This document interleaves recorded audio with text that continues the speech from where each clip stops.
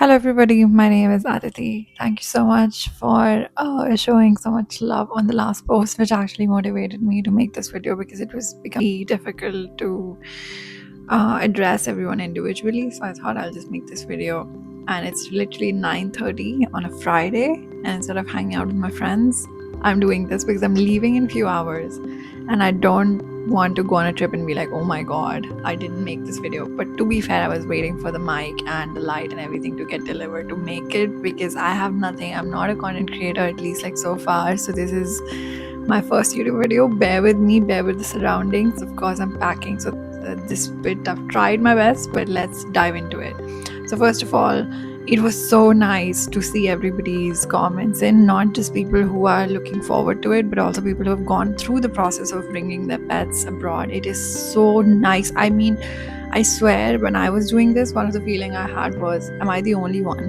Has no one ever done it before? Because sometimes you have small doubts on like what goes in a document and everything, and you just need a soundboard. You need someone to reflect it by, and you don't have it. But in that post, it was so positive because you can see so many people who have moved to different countries and with their pets, and you can actually reach out to the relevant ones and speak to them and get the details. And I think pet community is usually very sweet and kind, because I did connect with few people here in Dublin. So just to clarify, because I'm missing the point here, I brought my cat Dennis from Bangalore. I took him in a train to Delhi. Whole different process. From Delhi, we took a flight and we came all the way to Dublin. Now, let's break it down step by step. The first thing you need them to be microchipped. And microchipping is, you should get it done. Even if you think maybe 10 years down the lane you will think about moving them, doesn't matter, just get them microchipped. It will cost around 2,000 or less depending upon which kind of vet you're dealing with, but to me it costed 2,000. And but just remember that the microchip has to be before anything else. The second step is vaccination. Vaccination is basically rabies vaccine, and please be careful. A lot of vets do this. They actually put the microchip within 15 minutes. They put the vaccination. There's nothing wrong with it, but just be careful of the step that microchip has to go before, vaccination has to go second. The vet that I used to go to in Bangalore, brilliant set of people. I'll leave their contacts down below. They were in HSR. 1,500 for the rabies vaccination. One of the interesting things, by the way, in India, rabies vaccination is yearly, but in Dublin, rabies vaccination is once in 3 years. Next step is EU health certificate, which I would call export certificate. What you're essentially doing is you're taking legal permission from Indian authority and justifying it because you're exporting an animal. So you're justifying it that the blood tests are done, his health, he's fit to fly. So basically that certificate shows everything, the whole picture of your pet. This EU health certificate is free. Literally, you can go to any AQCS office and you can get this health certificate or export document for free. But as I said, you need some things to be filled in this EU certificate, which takes a bit of money. But a lot of times, because when I remember I reached out to a pet person to export, and they literally threw me off by saying, no, this will take you 2 lakh, this will take you 1.5 lakh. And I was like, what is the problem? What are you charging me for? And you see in the charge sheet, they just are inflating numbers for things that half the things you have to do by yourself. For example, blood test you have to do by yourself. Things you have to do by yourself. Just the end process, which is this export document, is what they mostly charge you for. So just to clarify again, first you get microchip, then you get the rabies vaccination administered. And now the reason I put EU health certificate or export document in the third is AQCS application form. It's easily downloadable. There are offices in every major cities where you fly international, so don't worry about that. Second, vet vet certificate fit to fly, which has to be again a day before. So technically you're getting two fit to flies, one you're getting before AQCS and one you're getting before flying actually. Then import permit, that is signed by a local vet. That's the export certificate. They have their places in which you have to be to fetch this, which is so cute. Look at this. This is his export certificate. Okay, so once they sign it, they attach this first page, but without it, you can see like in every page you're required a signature of the vet and the stamp of the vet. And I was very careful because there's so many fields, there's so many details that go in this certificate that I was a bit worried of how exactly to fill it and what to do. So I contacted somebody on Facebook. Magically, that person was such a blessing. And also I checked Google if I can find references, and I tried to find videos on YouTube, and there were none of how to fill this thing. Just that, because if you're doing it by your own, and this is literally what pet boarders scare the hell out of you for. They're like, you will not get it, what if you won't get. Okay, one thing that I forgot to mention, this certificate is collected 7 days before flying. So this is literally why they press you so much, and they're like, no, you should go with us even though we're charging you an enormous amount, because what if you don't get it? What if you don't get the certificate? Then you're effed. What are you going to do? How are you going to fly? So it is last minute. And to get this certificate, obviously, I said AQCS application form.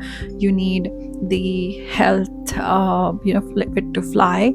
You need an import permit signed by vet, which is exactly this. Then you need microchip certificate, because you'll get the microchip. Remember to get the certificate.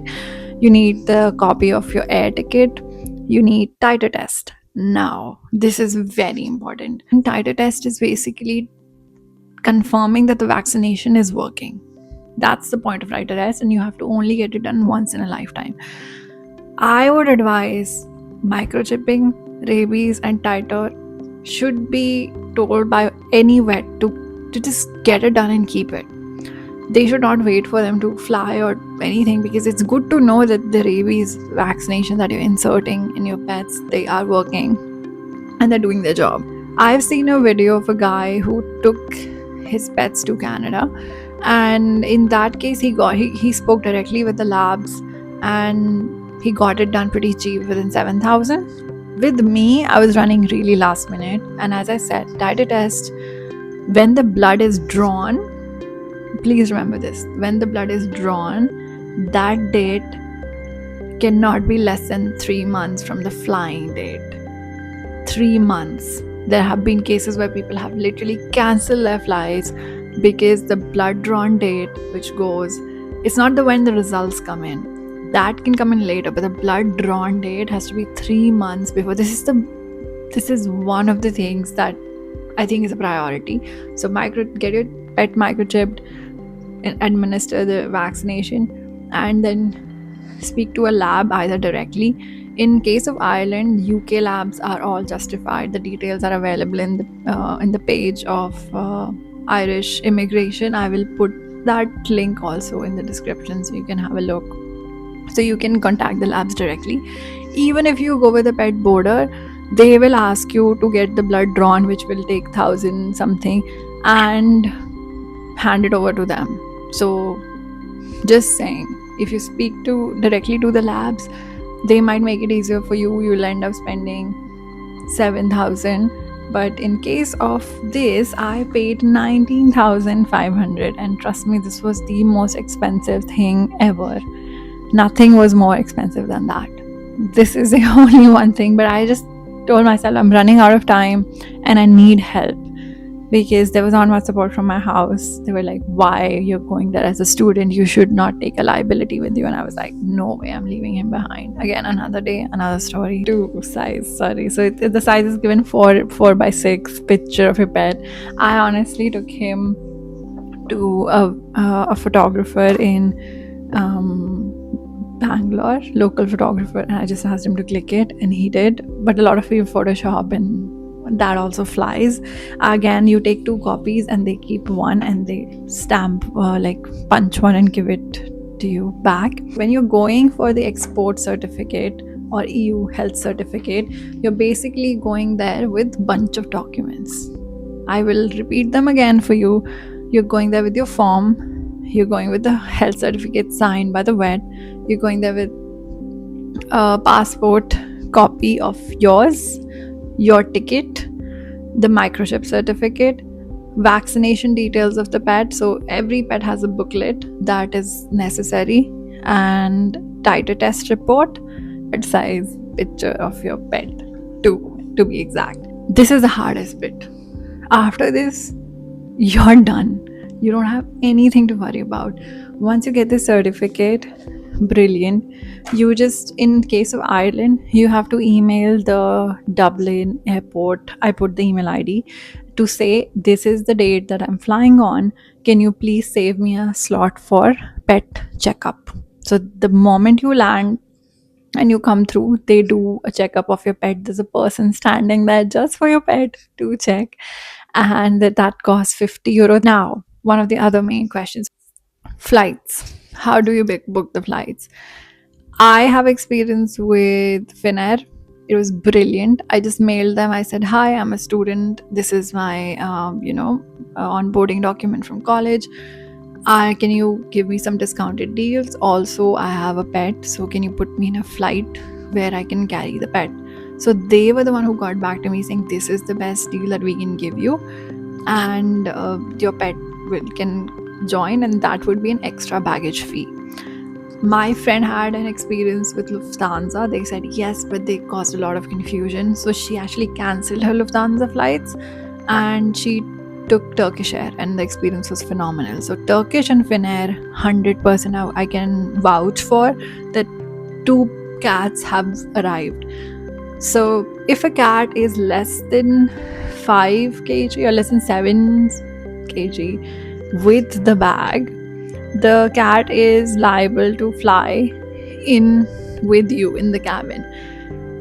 I have to check again what is it. I think it depends from airline to airline, because it's been 3 years. My memory is also fudged, but I remember that it should be I think not more than 7 kgs with the bag and the pet inside the bag and everything. And bags also have a size, but to be honest, if you go to Amazon and you look for the Amazon Basics travel bag, that is perfect size. You don't even need to think, use your brain. Don't. Amazon Basics travel bag is perfect for it. And you just go to the counter on the day, express that you have a cat as a extra carrier, extra baggage. They charge you for it, and it costed me around 8,500. That's it. So 8,500 for his flight, and it was smooth AF. He literally was with me. If I have any pictures, I have to dig it up, but if I have any pictures, I will put them at least in the end like a collage or something. I did try, but it was definitely such an overwhelming experience for me. It was my first international trip, and so was for my cat. The etiquettes of taking a cat is you need to make them fast 6 hours before the flight. So no food, no water. So once they on board, you can give them some treats. And some people have foldable litter trays they carry, so they can make their pet go in and freshen up. In the case of Dennis, he didn't want to do anything. He literally just came home and he relieved himself. Until then, he didn't engage. He didn't want to get out of the bed. And I gave him some treats, and he had some treats, and he just slept off. Literally, flight, layover, and flight. So 14 hours, more than 14. And he was very patient, and he didn't create any scene, or there was no complaints, nothing. He just stayed in the back. People didn't even know that there was a cat there. Process really deviates from airport to airport, because I know if you go to UK, you need one more extra test. That's what I'm saying. But from my research, the easiest country I felt was Canada, as in terms of taking your pet.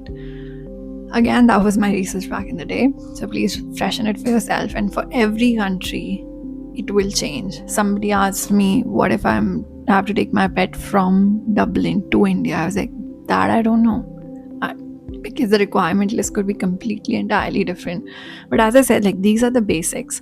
Your titer test is a must. and everything else can be a little bit different, can be a little bit up, a little bit down.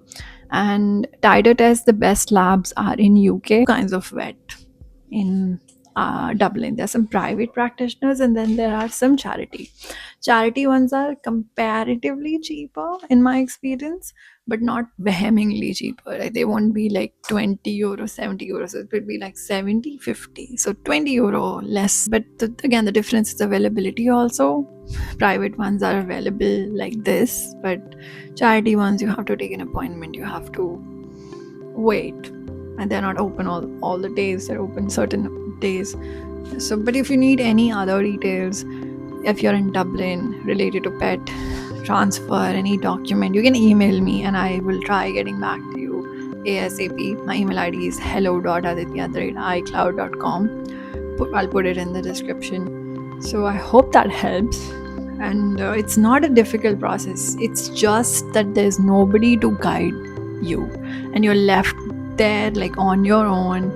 At least that was the case with me. I genuinely felt, I was like, I have no idea. And also, I'd put this condition on the universe. I was like, if Dennis is not going, it's okay.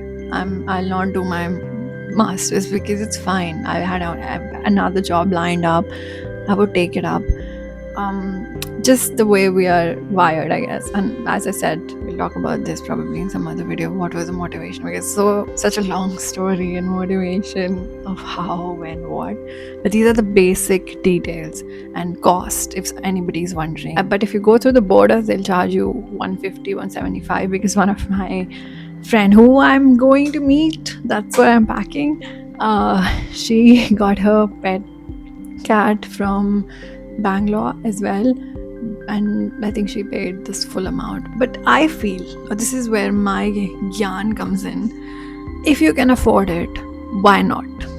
Why not? Like, why do all of this jazz? If you have resources, then you should just take up a pet, transporter or whatever, and outsource all your excess stress, because when you're going, you anyway have 20 things to look at. So yeah, honestly, I'm a big believer to spend money if you can. At the time, it was in my budget to play it this way, so I played it this way. But if circumstances would have been different, I would have been more than happy to be like, yes, take this extra amount and do this for me. Wanted my cat to travel with me, and they would have sent them in a cargo. But I'm not sure. You can check if they can coordinate it for you to travel just with you.